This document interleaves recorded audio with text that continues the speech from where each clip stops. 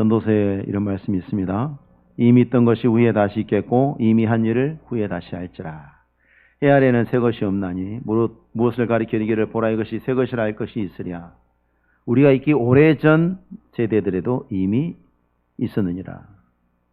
하나님이 말씀하신 것은 범죄한 인간들이 살아가는 세상 일에 대해서 묘사하신 겁니다. 하나님이 세상에 창조의 질서를 부여하시고 그리고 거기서 살아가는 인간들이 범죄한 인간들이 그 모습 그대로 돌면서 살아가는 삶의 모습들이 새로울 것이 없는 반복의 연속이다라고 말씀하신 겁니다. 하나님의 은혜가 개입되지 않으면 인간은 눈으로 보는 세상이 전부라고 여기죠. 그렇게 여기서 삽니다. 그래서 눈으로 보여지는 세상의 그 자연의 법칙들, 하나님이 부여하신 창조의 법칙들 속에서 사람들이 자기의 죄를 따라서 인간들이 이런 일도 만들고 저런 일도 하면서 살아가는 것, 그게 세상 사는 거라고 생각하지만 그렇지 않습니다. 오히려 세상을 창조하시고 모든 시간 속에, 모든 장소 속에, 모든 일 속에 역사하시는 하나님의 섭리를 따라서 이 세상의 일들이 이루어지고 있죠. 하나님의 눈을 벗어나는 일도 없고 하나님의 손을 벗어나는 일도 없습니다.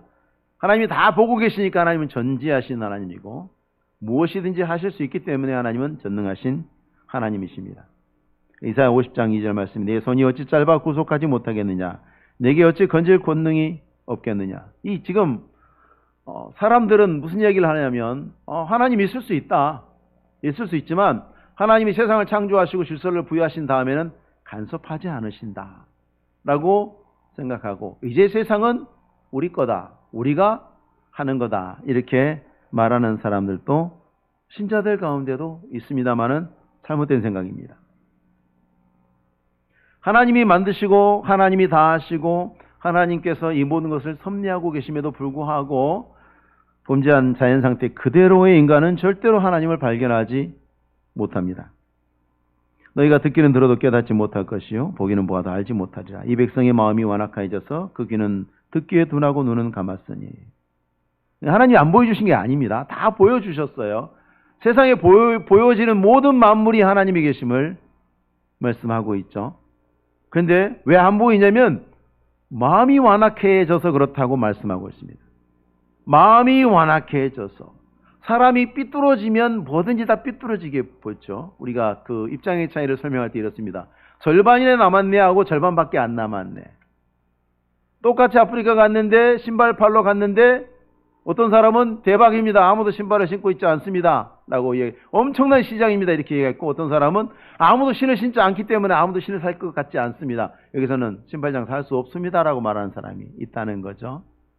입장의 차이는 이렇게 다른 것입니다. 사람이 완악해지면, 마음이 삐뚤어지면 하나님이 보이지 않습니다. 그리고 시편 14편에서는 그것을 이렇게 또 말합니다. 어리석은 자는 그 마음에 이르기를 하나님이 없다 하는도다. 그는 부패하고 행실이 가증하니 선을 행하는 자가 없도다. 왜 하나님이 없다고 하는 거? 어리석어서. 그 완악함과 어리석음은 같은 겁니다. 그리고 그 상태를 하나님은 부패하고 행실이 가증함, 그런 생각과 전제에 의해서 살아가는, 하나님은 없다, 하나님이 안 보이잖아, 어디 있어, 우주 끝에 있어, 이렇게 말하는 그 마음, 그가 비록 세상에서는 사람들에게 존경받고 나름 덕스러워 보이는 많은 일들을 하고 있다고 할지라도 그것은 부패한 거고 그 행실은 가증한 것이다. 그것은 선을 행하는 것이 아니다 라는 것입니다. 이런 인간들에게 하나님께서 하나님의 뜻과 하나님이 하시는 일을 드러내 보여주시기를 원하셨습니다. 우리는 그것을 특별계시라고 합니다. 특별히 하나님이 보여주신 겁니다. 만물로 보여서 알지 못하니까 하나님이 직접 말씀하신 겁니다. 그리고 그것을 기록해 놓은 것이 우리 앞에 펼쳐져 있는 성경 말씀입니다. 오늘 3절에서도 그렇게 말하면 내가 예로부터 처음 일들을 알게 하였고 내 입에서 그것들이 나갔으며 또 내가 그것을 듣게 하였고 내가 호련히 행하여 그 일들이 이루어졌느니라. 어떤 사람들은 창세기, 출애굽기, 레위기, 민수기, 신명기가 모세가 쓴 책이다, 하나님이 모세를 통해서 쓰셨다라고 하니까, 아니 모세가 하나님이 세상 창조하신 걸 봤어요? 천지창조 때는 사람이 만들어지지도 않았던 일을 모세가 어떻게 알아서? 라고 말하는 사람들에 대한 답변이 3절 말씀입니다. 내가 예로부터 처음 일들을 알게 하였다. 하나님이 알게 해주신 거죠. 하나님이 알게 해주셔서 하나님 입에서 그것이 나와서 모세가 그것을 듣고 하나님이 하신 일을 보고 알게 되는 거죠. 선지자를 통해서 이스라엘에게 또 오늘날에는 교회에 하나님이 말씀하시고 또 교회가 세상에 말씀하셔서 인간의 말로 하나님의 뜻을 들려서 알려주게 하셨죠. 오늘날에는 모든 교회와 신자들이 이제 세계 모든 나라 말로 그 뜻을 전하고 증거하고 있습니다. 그러므로 너희는 가서 모든 민족을 제자로 삼아 내가 너희가 분부한 모든 것을 가르쳐 지키게 하라. 이 말씀을 실행하려고 하다 보니 모든 민족을 제자로 삼으려고 하다 보니 성경을 번역해야 됐죠. 그래서 하나님이 주신 말씀을 각 나라의 말로 번역해서 우리가 번역 성경을 가지고 하나님의 뜻을 전하고 있습니다. 이 특별의 계시를 하나님이 세상을 어떻게 다스리시고 계신지를 전하고 있습니다. 그러나 이 특별 계시조차도 모든 것을 다 드러내고 있지는 않습니다. 하나님의 특별 계시 성경의 말씀은 완전하지요. 우리를 구원하는 일에 충족한 지혜가 다 들어 있습니다. 모든 구원의 지식은 다 이 안에 들어 있습니다. 그래서 완전합니다. 구원에 필요한 것이 다 들어 있으니까. 그러나 모든 것을 다 기록하고 있지는 않습니다. 이 세상에서 일어난 모든 내용들을 다 드러내시고 있지는 않습니다. 왜냐하면 역시 인간의 완악함 때문입니다. 7절 말씀에 이 일들은 지금 창조된 것이요 옛 것이 아니라 오늘 이전에는 너희가 듣지 못하였으니 이는 네가 말하기를 내가 이미 알았노라 하지 못하게 하려 함이라. 인간은 잘난 척해요. 다 그래요, 여러분. 다 잘난 척해요. 자기중심적으로 생각해요. 우리가 예수 믿고 경건하다 해도 똑같아요, 여러분. 여러분 성경책 갖고 계시죠? 저는 예배 드릴 때 여러분 절대 예배 드릴 때는 그 태블릿이나 안 쓰시는 게 좋습니다. 그건 집에서 다른 경우에서 보조용으로 쓰시고 여러분 예배를 위해서는 성경책을 쓰십시오. 여러분 책에 줄 꺼진 데 있죠? 하나님이 여러분에게 주신 말씀을 줄 것이었습니까? 여러분 마음에 드는 말씀을 끄셨습니까? 다 여러분 듣기 좋은 말 꺼놓으셨죠? 네가 범죄하면 정령 죽으리라 줄 꺼놓으신 분 계세요? 안 계실 것 같은데요? 그렇죠? 네가 정령 회개치 아니하면 내가 가만히 있지 아니하라 그런 말씀 줄 것이냐고요? 대개 보면 다 복 주는 말씀, 좋은 말씀 같습니다. 하나님 우리한테 좋은 말씀만 하셨나요? 성경에 보면요, 하나님의 경고와 징계와 심판의 말씀들이 훨씬 많아요. 예언서 보세요. 온통 그런 말씀들이잖아요. 우리는 그 줄을 잘 안 끄어요. 그 뭡니까? 우리 완악함의 일부를 보여주는 거예요, 여러분. 설교 듣다가도, 하나님 말씀 듣다가도, 예배 드리다가도, 좋은 이야기 나오면, 그렇지만, 막 심판의 이야기 막 할 때 줄 끊는 분 한 번도 본 적이 없어요. 잘 안 끄시더라고요, 그 말씀들을. 그 말씀도 하나님 말씀인데도 불구하고, 우리의 성향이 그래요. 하나님이 그래서 다 알려주시지 않은 덕분에 예수님께서 다윗의 자손으로 이 세상에 오셨을 때에 그 시대의 모든 사람들이 구주의 강림을 간절히 기다렸는데 목자를 제외하고는 모든 이스라엘이 그들이 그처럼 간절히 기다렸던 구주의 오심을 알지 못했어요. 심지어 동방에서 박사들이 예루살렘에 찾아와서 유대인의 왕으로 나신 이가 어디 계시뇨? 그랬을 때 온 예루살렘 듣고 소동했다 그랬어요. 기뻐했다는 뜻이 아니라 난리가 났다는 뜻이에요. 그리스도를 기다렸는데 그리스도가 왔다니까 난리가 났어요. 왜 그랬을까요? 하나님이 때를 말씀하지 않으셨거든요. 가르쳐주지 않으셨거든요. 그걸. 거기까지는 말씀하지 않으셨어요. 다윗의 자손이 베들레헴에서 올 것이다라고까지 말씀해 놓으셨는데 때를 말씀 안 하신 겁니다. 오늘날에는 그렇죠. 이제 예수님의 재림 가지고 예수님의 초림에 대해서도 그랬습니다만 지금 예수님의 재림 가지고도 여전히 소란스럽습니다. 왜요? 하나님이 알려주시지 않았어요. 다 드러내놓으시지 않았기 때문에. 그러면 여러분 하나님께서 드러내셔서 예수님이 언제 오실지 알려주시면 덜 소란할까요? 그렇다고 생각하십니까? 더 소란은 하지 않겠습니까? 아마 더 시끄러울 것이라고 저는 생각을 합니다. 하나님이 알려주시지 않는 비밀을 억지로 알고자 하는 사람들에 대해서 베드로서에서 베드로가 이렇게 경고했죠. 무식한 자들과 굳세지 못한 자들이 다른 성경과 같이 그것도 억지로 풀다가 스스로 멸망에 이르느니라. 우리는 하나님께서 보여주시고 알려주시는 대로 받아야 됩니다. 하나님께서 보여주신 건 받아들여야 되고요. 말씀하지 않는 것은 거기서 멈춰야 합니다. 그것을 거부하거나 보여주시는 것을 받아들이기를 거부하거나 하나님께서 알려주시고자 하지 않는 것들을 알려고 하는 것은 하나님의 뜻을 거스리는 겁니다. 둘 다 똑같은 거예요. 거절하는 거나 더 파고 들어가는 사람들은 둘 다 똑같은 거예요. 하나님의 뜻을 거스리는 것입니다. 하나님이 구원에 계신 이 하나님의 연의 말씀들을 통해서 모든 감춰진 비밀들을 다 알려주시지 않는 이유는 완악함 때문이라니까요. 우리는 우리를 알아야 해요. 세상 사람들을 알아야 해요. 우리가 지금 구원받았지만 여전히 우리는 죄인입니다. 구원받으면 천사가 되었다고 생각하시는 분들은 교회 오래 못 다니십니다. 왜? 사실이 아니거든요. 오해하고 있거든요. 그러니까 교회 안에 천사 같지 않으신 분들을 보면서 시험 드는 거예요. 하나님은 죄인을 구원하셨고 우리에게 미래적 구원의 완성을, 우리 안에 시작된 구원의 시작을 말씀하시고 약속하셨습니다. 그렇지만 우리가 분명히 알아야 할 것은 하나님이 구원하시고 의롭다 하신 우리는 실제적으로 항상 죄의 욕을 받고 범죄하고 있어요. 죄를 저지르고 있어요. 절대 잘한 일은 아니지만 부정할 수 없는 현실 아닙니까? 우리 예배 시간에도 딴 생각도 하고 졸기도 하고 집에 놓고 온 걸 생각하기도 하고 오늘 예배 끝나고 가서 만나서 누군가와 무슨 일을 해야 될 것들을 통해 생각하기도 하고 우리의 마음속은 어지럽습니다.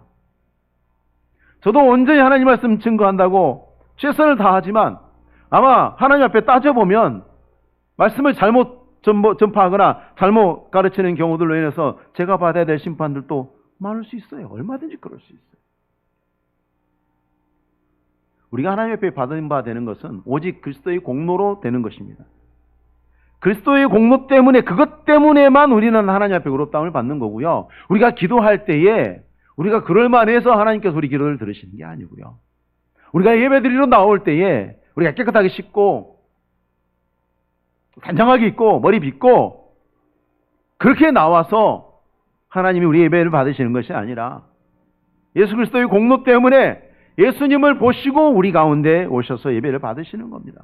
장차 심판대 앞에 가서 하나님께서 우리를 죄 없다 하시는 것도 우리가 죄가 없어서가 아니라 우리가 그리스도 안에 감추어졌기 때문에 그리스도께서 온전히 하나님 앞에 순종하시고 율법을 이루신 그것으로 인해서 우리가 죄 없다함을 받는 것입니다. 우리의 현재 모습, 지금 책망받고 있는 이스라엘 모습과 다르지 않습니다. 하나님이 지적하시고 보면 이스라엘의 모습이 어떠한가? 이 사람들 지금 하나님을 기념합니다. 48절에 보니까 여호와 이름을 기념합니다. 여호와 이름으로 맹세하며 여호와 이름을 이스라엘의 하나님을 기념하면서도 진실과 공의가 없고 거룩한 성 출신이라고 스스로 부르면서 하나님을 의지한다고 하면서도 완고하고 목은 쇠에 힘줄 같고 이마는 노치다. 그러니까 이스라엘의 하나님을 기념하고 나는 교회 다니는 사람이요, 교회 목사요, 장로요, 안수자요, 권사요, 성도요, 나는 하나님을 믿는다 하면서도 하나님 말은 어지간히 안 듣는다는 뜻입니다. 하나님 믿는다 하면서 하나님 말을 어지간히 안 듣는다는 얘기입니다. 완고하고 목이 쇠에 힘줄이고 이마가 노치다. 하나님의 이름으로 심하게는 악을 행하고 있다. 이사야 선지자 당시 이스라엘의 모습에 비할 때 오늘날 우리가 신앙생활하는 모습 결코 그에 못지 않다는 것을 우리는 자각하고 있어야 돼요. 항상 여러분 스스로를 경계하셔야 돼요. 세상에서 여러분이 제일 집중해서 감시해야 될 것은 여러분 자신이에요. 나 자신. 여러분의 마음을 살피셔야 돼요. 하나님께서 우리에게 모든 것을 다 알려주신다면 우리는 정말 신앙생활 잘할까? 오히려 그 지식을 이용해서 아니라고 하나님과 무관한 이 불신앙적인 삶을 살려고 할 것이 분명합니다. 분명합니다. 주님께서 다시 오실 날 내가 언제 다시 오겠노라? 저는 결사 반대입니다. 절대로 알려주시면 안 됩니다. 교회 문 다 닫아야 될 겁니다. 주님 오시기 한 달 전까지는 문을 닫아야 할지도 모릅니다. 아직 멀었는데요. 바쁜 일, 얼마나 다른 바쁜 일이 많겠습니까? 여러분, 내가 도적같이 오리라 그래도 우리 신앙생활 하는 거 보세요. 내가 도적같이 오리라. 밤에 도적이 오듯이 오리라. 그때 믿음을 보겠느냐? 그렇게 경고하셨는데도 우리 신앙생활 하는 거 보세요. 어때요, 여러분? 하물며 주님이 언제 오신다고 알려주시면 다음 주부터 교회 아무도 안 올 거예요. 아니, 다음 주부터는 아니겠죠. 서서히 빠질 겁니다. 서서히. 그래서 부활절 한번 오고 성탄절 한번 오고 하다가 나중에는 송구영신 예배 한번 오고 1년 내내 놀다가 그게 사람입니다, 여러분. 그게 사람이에요. 하나님이 우리가 그런 줄 아시니까 그렇게 하시지 않는 것입니다. 그것이 우리에게 유익하셨으면 진작에 하셨을 것입니다. 전도는 하겠습니까? 전도하겠습니까? 하나님이 하실 일이라고 하지 않겠습니까? 여러분, 하나님께서 택하신 자를 아신다고 말씀하면 당장에 나오는 말이 하나님이 아시니까 우리가 알 필요가 없네. 그게 사람이에요. 그 이야기가 어디서 나오냐면 교회 안에서 나온 얘기예요, 여러분.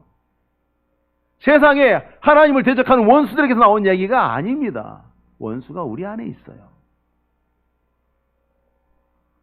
좀 줄여서 우리 죽는 날을 생각해 보십시오.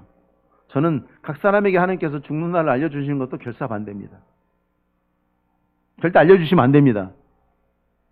아마 마음껏 살다가 6개월 전부터 아니면 3개월 전부터 하나님 앞에 교회 열심히 출석하고 준비할 것을 제가 염려한다 그러면 이게 지나친 말일까요, 정말? 우리는 나 자신을 포함해서 모든 인간의 죄악됨을 결국 과소평가해서는 안 됩니다. 나 자신을 알기 때문에 교만할 필요가 없고요. 다른 사람을 알기 때문에 다른 사람의 죄로 인해서 상심하거나 시험들 필요가 없어요. 원래 그래요, 우리는. 인간은 원래 그런 존재예요. 로마서 7장 18절에 내 속 곧 내 육신에 선한 것이 거하지 아니하는 줄 아노니 원함은 내게 있으나 선을 행함은 없노라. 이거 누가 말했냐면 로마 제국을 복음으로 뒤덮었던 죽은 자를 살리고 하나님의 말씀에 붙들려서 평생 불꽃처럼 살았던 사도 바울이 고백한 내용이에요. 우리가 봐서는 저 사람은 성령의 화신인데 어떤 사람이었습니까? 내 속 곧 내 육신에 선한 것이 거하지 아니한 줄. 너희들은 모르지 나는 안다. 내 속이 그렇다라고 바울이 고백합니다. 우리는 죄 짓는 일에 유능한 기질을 선천적으로 물려받은 자들이 전부 다 탁월한 DNA를 가지고 있어요. 죄 짓는 DNA. 저 어떤 영상을 본 적이 있어요. 야구 선수를 어떤 여성 리포터가 인터뷰하는데 저쪽에서 야구공을 배팅 연습을 하다 쳤는데 그 공이 날아오는 거예요. 누구한테? 카메라에 그대로 잡혔어요. 인터뷰하는 그 리포터에게 정면으로 나오는 타구가 사람이 던지는 거하고 배트로 치는 것이 훨씬 빠릅니다. 맞으면 죽을 수도 있어요. 그런데 제가 정말 놀랬던 것은 그 인터뷰하고 있던 야구 선수가 힐끗 봤는데 공이 거의 다 왔는데 그 순간 손이 나가서 공을 다 잡더라고요. 그게 몸이 반응하는 거예요. 그게 몸이 반응하는 거예요. 그 찰나의 순간에 그 날아오는 공을 손으로 딱 잡아서 딱 내려놓더라고요. 글러브도 아니고. 정말 놀랐습니다. 죄 짓는 일에 우리가 그만큼 능숙합니다. 그게 나 자신이라고 생각하시면 돼요. 우리 자신이라고 생각하시면. 한순간만 고삐를 놓치면 당장 실력 발휘를 하는 것이 우리 자신입니다. 그래서 은혜롭던 교회에 분쟁이 생기면 전부 다 갑자기 그 전에 그런 실력이 있는 줄 모르는데 전부 다 칼춤을 추고 교회 안에서 다 대단한 정죄를 하고 홀로 의롭고 다 그런 줄 몰랐죠. 다 원래 그랬던 사람들이에요. 그래서 우리는 자신을 살펴야 하는 것입니다. 그럼에도 불구하고 우리 같은 사람이 어떻게 구원을 받았는가? 나에게서 어떤 희망과 선한 것이 있어서 그런 것이 아니라 우리 때문이 아니라 순전히 거짓말할 수 없는 하나님의 그 성품과 하나님이 우리에게 그 스스로 주신 언약 때문에 구원이 이루어지는 거예요. 우리 보세요. 구원받고 난 다음에도 우리가 봐도 우리는 답답하고 한심하지 않습니까? 하나님 말씀이 9절에 내 이름을 위하여 내가 노하기를 더디할 것이며 내 영광을 위하여 내가 참고 너를 멸절하지 아니하리라. 하나님의 이름과 하나님의 영광을 언급하신 이유는 뭐냐면 다른 것 때문이 아니라 노하기를 더디하시고 인자하시고 자비와 긍휼이 풍성하신 하나님께서 그 언약하신 대로 그 신실하심으로 인해서 구원이 이루어진다는 것을 말씀하시기 위함입니다. 하나님을 위해서, 하나님의 영광을 위해서, 하나님의 이름 때문에, 하나님의 이름을 걸어놓으셨기 때문에 우리는 믿음이 없을지라도 저는 항상 믿으시니 자기를 부인하실 수 없으시리라. 누가 요청해서도 아니고 누가 바랬습니까? 구원해달라고? 우리 중에 누가 하나님 나 좀 구원해 주세요. 그래서 하나님 우리를 찾아오셨나요? 하나님의 구원 역사에 그런 역사는 하나도 없습니다. 하나님이 다 찾아가셨죠. 아담과 하와가 가죽 옷 해달라고 했습니까? 아니죠. 아브라함이 내게 땅을 달라고 했습니까? 아니죠. 모세가 하나님 율법을 주세요 했습니까? 역시 아닙니다. 노아가 무지개 언약을 달라고 했습니까? 역시 아닙니다. 하나님이 알아서 주신 거예요. 하나님이 결정하시고 하나님이 불쌍히 여기시고 하나님이 거저 주신 거예요. 이게 얼마나 불공정한 약속입니까? 여러분, 세상에 이런 계약이 있으면 우리는 대노할 겁니다. 우리나라에 그런 역사가 있었습니다. 옛날에 일본에 우리가 나라를 빼앗길 때에 이루어졌던 조약들, 말도 못하는 불공정 조약들이었죠. 분노하고 있죠. 지금까지도 기억하고. 여러분 가서 그 조약 조항문 읽어보세요. 완전히 강도도 그런 강도가 없습니다. 근데 하나님께서 우리와 구원의 언약을 맺으실 때 너희는 그냥 가만히 있어라. 내가 다 한다. 하나님이 계획하고 하나님이 실행하시고 하나님이 나누어 주시고 적용하시고 처음부터 끝까지 모든 것을 하나님이 이루시고 그리고 그것을 우리에게 그대로 주셨습니다. 세상에 이런 불공정한 계약이 어디 있습니까? 죄인의 구원은 우리가 회개했다 그래도 내가 믿었다 그래도 그 믿음은 내 믿음이 아니고 그 회개는 나로부터 나온 것이 아니지요. 그래서 이루어지는 것이 아닙니다. 그 모든 것들은 하나님 우리를 불쌍히 여기시고 우리를 사랑하심으로 우리를 긍휼히 여기심으로 그 기쁘신 뜻대로 하셨던 그 구원으로 말미암아 이루어진 거예요. 내 거는 하나도 없습니다. 11절 말씀 보십시오. 내가 나를 위하며 나를 위하여 이 일을 이룰 것이라. 어찌 내 이름을 욕되게 하리요. 내 영광을 다른 자에게 주지 아니하리라. 하나님이 구원하신 언약을 내가 반드시 이루고야 말겠다. 나는 반드시 이것을 이룰 것이다. 내가 너희를 택하였기 때문에 너희를 택한 것도 나고 너희에게 구원을 주어서 그 구원이 흔들림 없이 하나님의 나라에 우리 한 사람도 빠짐없이 들어갈 때까지 하나님이 책임을 지시겠다는 의지의 표현입니다. 만약에 하나님이 택하시고 하나님이 구원하셨는데 그 사람이 버림받았다면, 죄로 말미암아 이제 영원히 버림을 받는다면 그들을 부르신 하나님을 원수들이 얼마나 비방하겠습니까? 그런 줄 몰라서 구원하셨나요? 하면서 빈정되지 않겠습니까? 하나님 다 저들은 하나님 앞에 악한 죄인들이었는데 그걸 모르고 구원하셨나요? 구원하시고 난 다음에도 저들의 본질이 죄인 걸 모르고 구원하셨나요? 조롱하지 않겠습니까? 예수님께서 제자들이 누군지 아셨죠? 제자들이 누군지 아셨기 때문에 의탁하지 않으셨다고 하셨어요. 그러나 의탁하지 않으셨지만 제자들을 그래서 버리셨나요? 예수님께서 버리지 않으셨죠. 죄인 줄 알아요. 베드로가 배신할 줄 알아요. 다 알아요. 그럼에도 불구하고 하나님께서 그들을 끝까지 데리고 가셨습니다. 하나님이 구원하셔도 인간이 버리면, 인간이 거절하면 그만이라고 말하는 사람들, 그들이 하나님의 이름을 욕되게 하는 것입니다. 구원하시는 하나님은 결단코 실패하지 않으십니다. 그리고 하나님께서 이 구원을 이루실 때에 예언의 선포를 통해서 이루시죠. 오늘 본문에서 말씀하는 것처럼 하나님이 구원을 미리 선포하시는 이유를 5절에서 이렇게 이야기하십니다. 그것을 너에게 듣게 하여 네가 그것을 내 신이 행한 바요 내가 새긴 신상과 부어 만든 신상이 명령한 바라 말하지 못하게 하였느니라. 역시 인간의 완악함이죠. 인간의 완악함 때문에 하나님께서 선포하시고 선포하신 것을 이루시는 거예요. 하나님의 선포를 통해서 구원이란 오직 하나님의 독자적 사역이다 라는 것을 알리시기를 원하시기 때문에 그렇습니다. 어떤 인간도 하나님의 구원 사역을 도울 수 없습니다. 엘리야가 아니면 하나님 이스라엘을 구원할 수 없습니까? 다윗이 아니면 이스라엘을 구원할 왕이 없습니까? 아브라함이 아니면 약속의 땅 가나안을 받으러 올 자가 없을까요? 아브라함 아니어도 돼요. 하나님은 어떤 죄인도 들어서 쓰실 수 있어요. 인간의 도움이나 인간의 어떤 선함이 하나님의 구원을 이루는데 필요한 것이 아닙니다. 그렇기 때문에 어찌할 수 없는 소망 없는 죄인이 구원을 받는 겁니다. 우리에게 뭔가가 필요하다면 아무것도 없는 우리들은 아무 소망도 가질 수 없습니다. 그러나 하나님이 필요 없다고 하셨기 때문에 우리에게 소망이 있는 것입니다. 선포되는 하나님의 구원도 즉흥적으로 이루어진 것은 아닙니다. 7절 말씀 보시면 이 일들은 지금 창조된 것이요 옛 것이 아니라 오늘 이전에 네가 듣지 못하였으니. 이 말씀을 잘못 오해할 수도 있어요. 그러나 이 말씀은 하나님의 작정이 지금 만들어졌다는 뜻이 아닙니다. 이제 증거가 되었다는 뜻입니다. 그 전부터 이미 하나님 안에 있었으나 이제 증거가 되었다. 하나님의 구원하시는 작정은 창세 전에 이루어진 일입니다. 그리스도 예수 안에서 하늘에 속한 모든 신령한 복을 우리에게 주시되 곧 창세 전에 그리스도 안에서 우리를 택하셔서.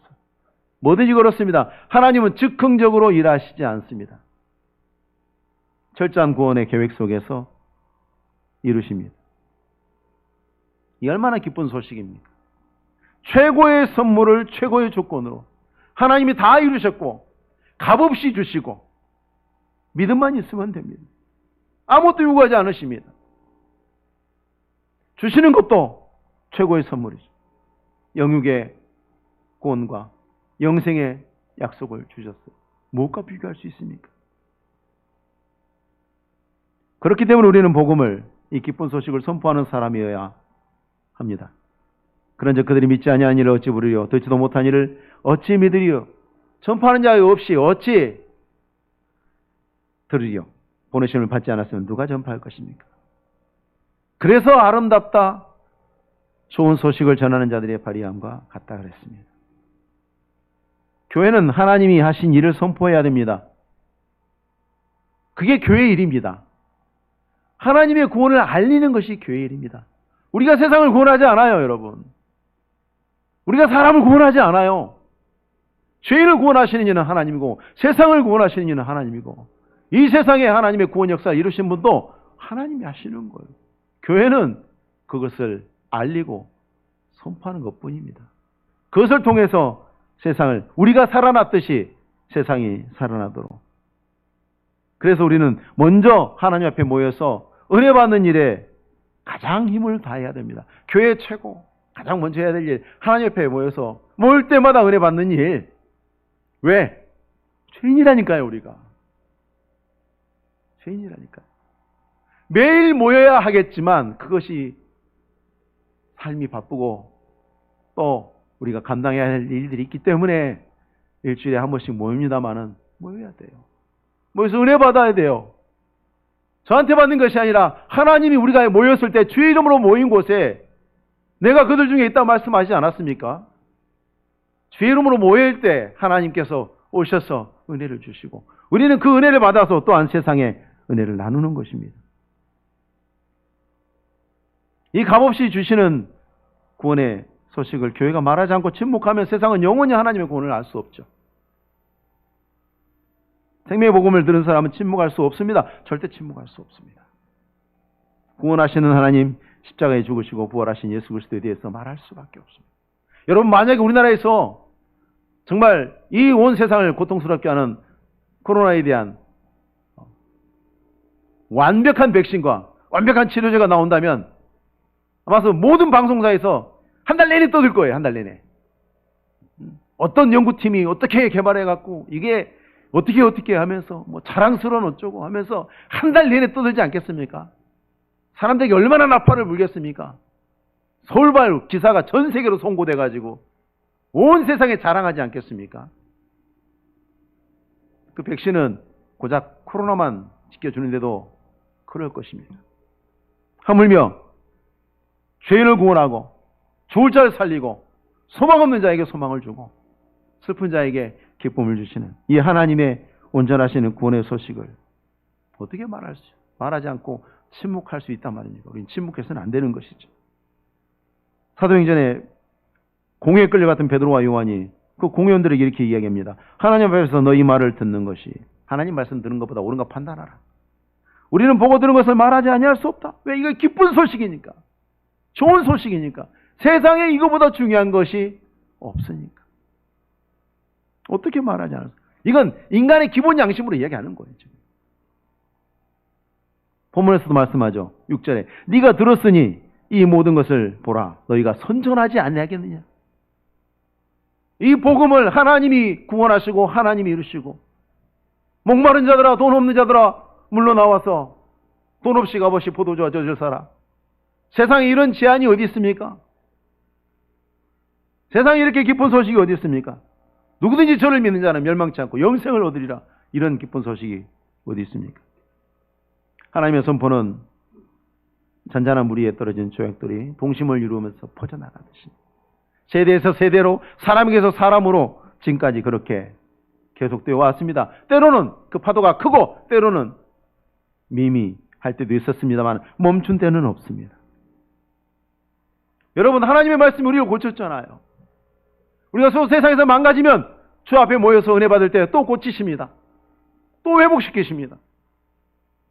하나님만 고치십니다.